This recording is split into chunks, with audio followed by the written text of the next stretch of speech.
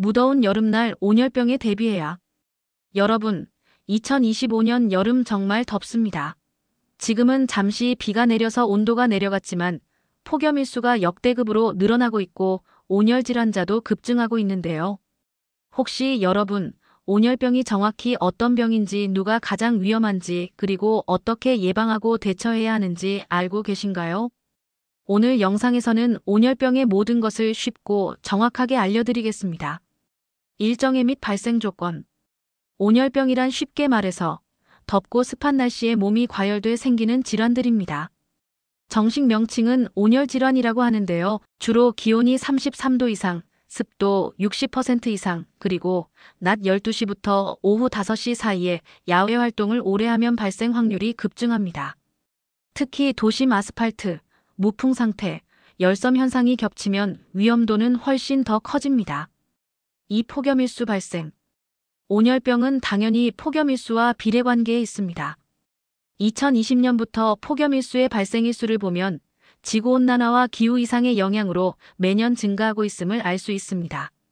올해도 벌써 약 7일간 발생하였습니다. 3. 폭염일수 조건. 폭염이라 할 수 있는 날은 1. 최고 기온이 33도 이상인 날을 의미하며, 폭염 발생 조건에는 기온뿐 아니라 높은 습도와 밤 최저 기온이 25도 이상인 열대야 등이 같이 상호 영향을 주고 있습니다. 1. 온열 환자 수. 최근 5년간 온열 환자 및 온열병으로 인한 사망자 수를 보면 온열병 발생 인원도 20년 1,078명에서 매년 증가하여 24년에는 3,704명에까지 이르렀고, 사명자 수도 매년 증가 추세에 있어 지난해인 24년에는 34명에 이르렀습니다. 온열 환자 중 남성의 비율이 대략 80%를 차지하는데, 이는 남성이 노동 현장에 투입되거나 논밭에서 농사일을 하는 경우가 여성에 비해 많기 때문으로 보입니다. 또한 연령별로 보면 65세 이상 고령층에서 대략 30% 정도를 차지하여 시니어분들의 주의가 특히 필요하다고 할 수 있습니다. 24년 온열병 119 구급활동 현황. 지난해인 24년 온열병으로 인한 119 구급대원들의 출동 현황을 연령별로 보면 50세 이상 고령층에서 대부분을 차지하고 있음을 알 수 있습니다. 3. 월별 활동 현황 및 주요 출동 시간. 지난해인 24년도에 119 구급대원들의 온열병 관련 출동 현황을 월별로 보면 여름인 7월, 8월, 9월의 비중이 높고 특히 8월에 58%를 차지하고 있습니다. 또한 출동 시간도 한창 낮 기온이 뜨거운 낮 12시에서 오후 5시까지가 전체의 약 64%를 차지하고 있습니다. 1. 온열병의 종류 및 주요 증상. 온열병의 종류를 좀 더 구체적으로 살펴보면 온열병에는 열사병, 열탈진, 열경련, 열실신 등으로 크게 구분되어 질 수 있으며, 대표적인 증상으로는 두통, 어지럼증, 근육경련, 피로감, 의식 저하 등을 들 수 있습니다. 이 온열병 발생 비율 및 장소. 올해 25년 5월 15일부터 6월 말까지 전국 500여 응급실을 찾은 온열 질환자 470명을 대상으로 온열병의 세부 병증별 발생 비율을 보면 열탈진이 51.9%로 가장 많았고, 다음이 열사병으로 20.9%, 열경련 13.4%, 열신신 12.8%의 순으로 나타났습니다. 또한 발병 장소로는 전체의 85.5%가 실외에서 발생하였는데, 구체적으로는 작업장 24.7%, 길가 17.9%, 논밭 17.4%의 순이었습니다. 즉 더운 실외에서 일하다가 온열병 증상을 일으킨 것이었습니다. 3. 열사병.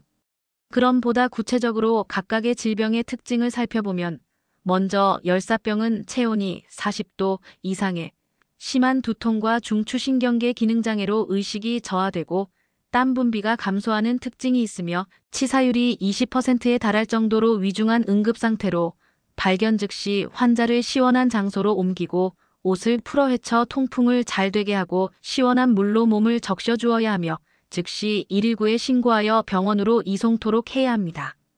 4. 열탈진. 열탈진 증상은 어지럼증이 심하고 구토와 피로감을 느끼며 식은 땀을 많이 흘리고 체온은 37도에서 40도 사이에 가장 흔한 더위 먹은 증상을 나타냅니다.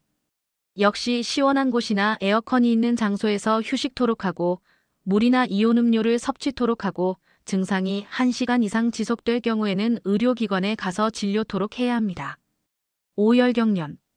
열경련 증상은 주로 다리나 복부 등 부위의 근육경련을 일으키고 체온은 정상이거나 약간의 미열 증상을 나타냅니다.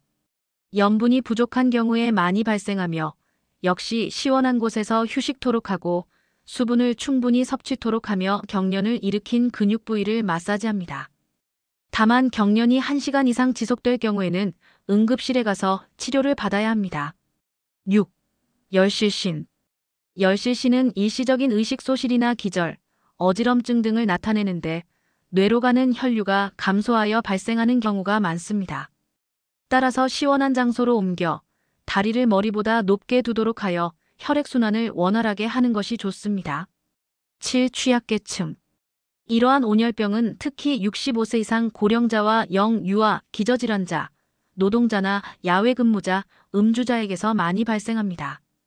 65세 이상 고령자는 온열병의 가장 취약한 계층으로 전체 환자의 약 30% 정도를 차지하는데 고령자는 체온 조절 능력이 떨어지고 갈증을 느끼는 능력이 감소하며 또한 심혈관계 질환, 호흡기 질환 등 다양한 기저질환을 가지고 있는 경우가 많아서 온열병의 위험을 더욱 증가시킵니다. 영유아도 땀샘이 미성숙되어 있어 체온 조절 능력이 떨어지며 심혈관 질환자는 체온 조절 기능이 저하된 경우가 많으며 만성호흡기 질환자, 비만 및 당뇨병 환자, 정신질환자 등도 체온 조절과 체내 수분 유지에 어려운 경우가 많아 온열병에 취약한 계층입니다.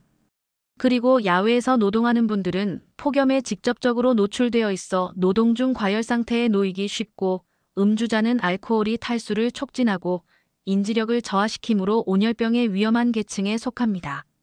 4. 응급대처 방법.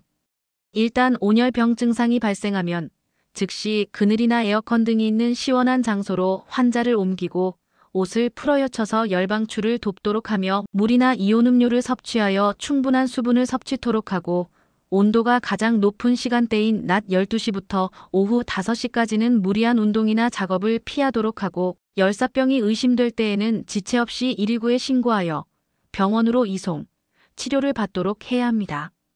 그리고 기상정보를 항시 청취하여 폭염특보 시는 외출 자체를 자제하며 고령자나 어린이, 기저질환자는 몸 상태를 항시 확인함이 필요하다 하겠습니다.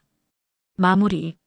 작은 관심과 예방만으로도 소중한 생명을 지킬 수 있습니다. 이번 여름도 폭염 일수가 증가할 것으로 예상되는 가운데 여러분과 가족 모두 온열병 없이 건강하게 보내시길 바랍니다. 도움이 되셨다면 좋아요, 구독, 알림 설정 부탁드릴게요. 지금까지 무더운 여름날의 온열병과 그 대처 방안에 대해서 간략히 살펴보았습니다. 감사합니다. 시니어 정보 채널이었습니다.